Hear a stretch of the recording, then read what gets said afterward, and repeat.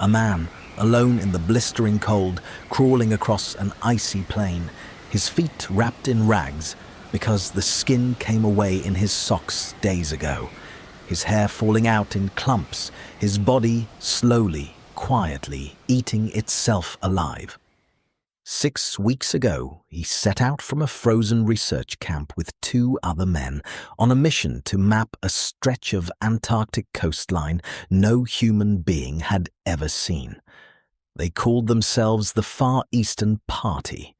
His name is Douglas Mawson, and this is one of the most harrowing true survival stories ever recorded, pulled straight from his own expedition diary.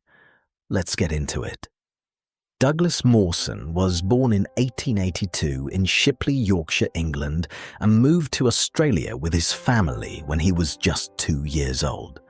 He grew up outside Sydney, and by 16 he was already enrolled at the University of Sydney, studying mining engineering and geology years ahead of most students his age. It did not take long for him to catch the attention of Professor Edgeworth David, one of the most respected geologists in the country. That relationship would end up putting Mawson somewhere no one expected. In 1907, Ernest Shackleton invited Mawson to join his British Antarctic expedition, sailing south aboard a ship called the Nimrod. It was one continuous expedition that kept him in Antarctica for close to 2 years.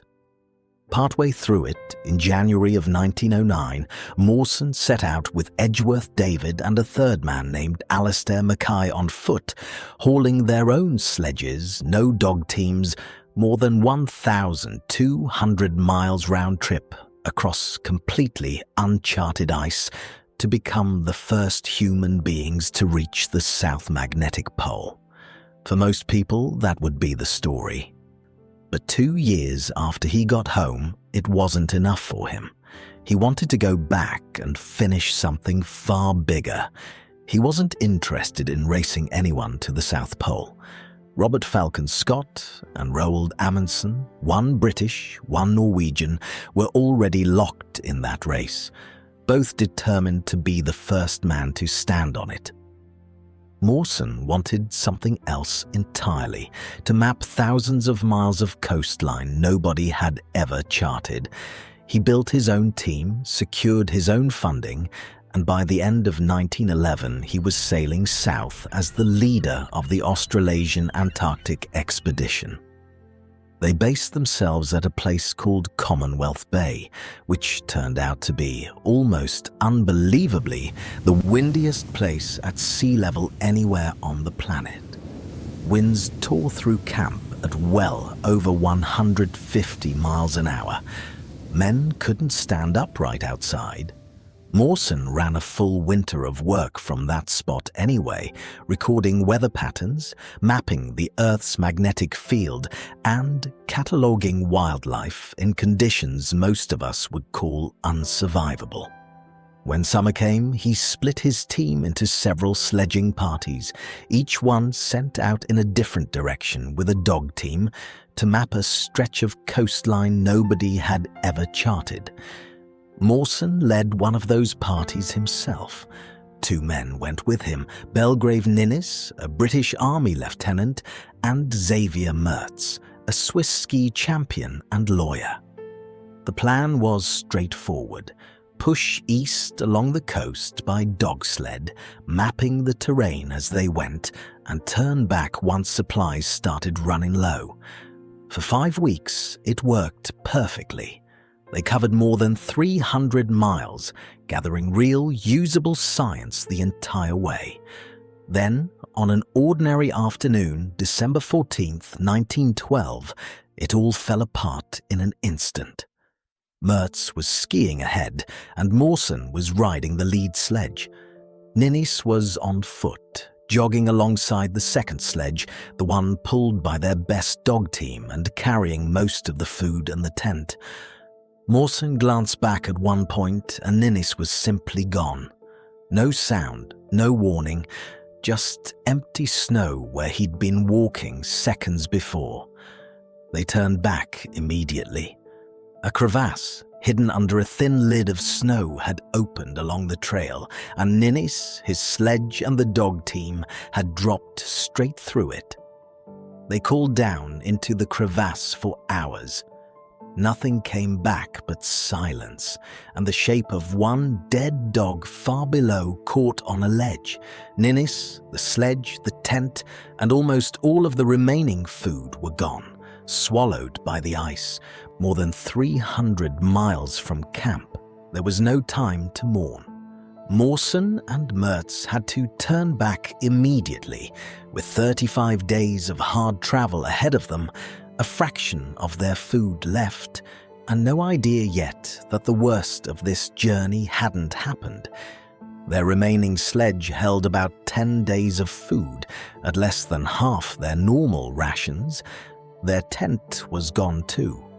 All they had was a spare canvas cover, so Mertz lashed a broken sledge runner to his skis to build a small frame, barely 4 feet high, and stretched the canvas over it. It was just enough room for their 2 sleeping bags side by side, so cramped that only one of them could move at a time.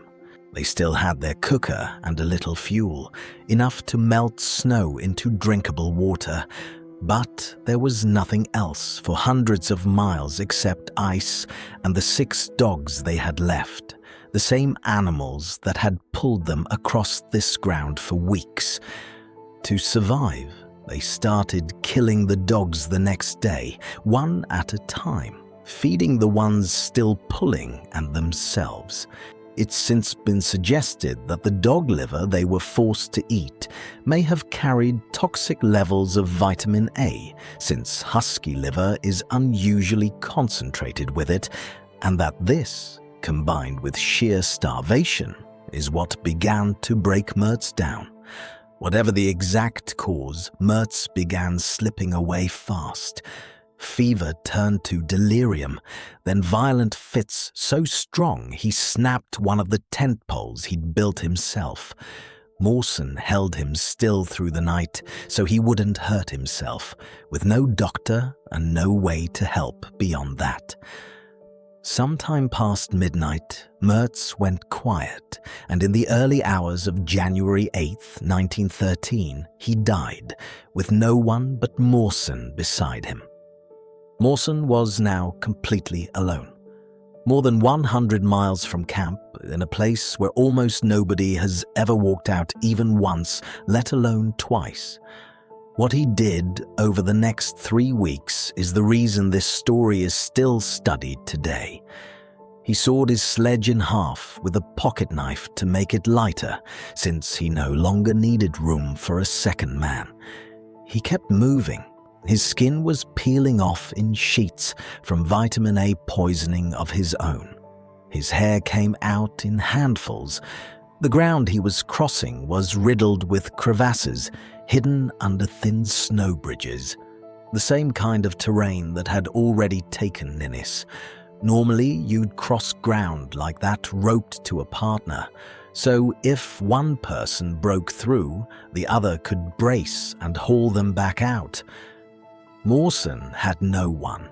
Every crossing from here on was a gamble he had to take entirely on his own, exhausted and starving, with only his own sledge to catch him if the snow gave way, and no guarantee it would. Then, without warning, the ground under his feet simply vanished. One step on solid snow, and the next step, nothing at all. He dropped straight down into blackness, the exact same way Ninnis had, and the only thing between him and whatever was waiting below was a single rope biting into his harness. He hung there more than 14 feet down, in dead silence, staring into a darkness that seemed to have no bottom. The only thing that saved him was his sledge. It had wedged sideways across the opening above him, and it held. Using the rope, in a body that could barely function, Mawson climbed back up to the surface. He later admitted that as he lay there afterward, he seriously considered cutting the rope and letting himself fall, just to end it. He didn't. Instead, he built a rope ladder out of what he had left, so that if the ice opened under him again, he might actually climb out. That wasn't the last time the ice gave way beneath him. It happened again more than once in the days that followed, and each time he had to haul himself back out with the ladder he'd built, with a body that barely still worked. He kept walking anyway. At one point, he pulled off his socks and the soles of his feet came away with them, and he had to bandage the raw flesh back into place just to keep going. On February 1st, 1913, Mawson was barely holding together.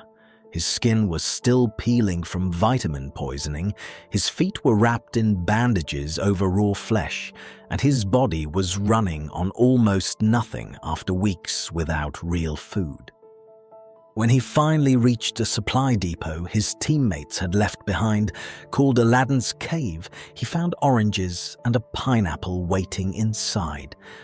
After everything his body had just survived, actual fresh fruit sitting there in the middle of Antarctica didn't feel real to him. He broke down and wept. For the first time in weeks, it actually felt possible he might survive this, but he still had real ground left to cover and no way of knowing that reaching camp alive wouldn't be the end of the story. He pushed on the final miles, and 7 days later, on February 8, 1913, Mawson finally staggered back into camp alive. And that's when he found out. The expedition's ship, the Aurora, had sailed for Australia just hours earlier. A small group of men had stayed behind at camp, hoping he might still make it back in time. He had, but only just, and it made no difference. The Aurora couldn't turn around, and Mawson was forced to spend an entire second winter in Antarctica before he could finally sail home. He returned to Australia in 1914 to a hero's welcome and was knighted soon after. He married Paquita del Prat, who had written to him throughout the entire expedition, letters neither of them could exchange until he was already back alive. He spent decades afterward as a professor of geology at the University of Adelaide, led another Antarctic expedition in the late 1920s, and kept working almost until his death in 1958. His name is still on a research station in Antarctica that's operating today, the oldest continuously staffed station south of the Antarctic Circle. His portrait even appeared on the Australian $100 note for years. But here's the number that actually matters.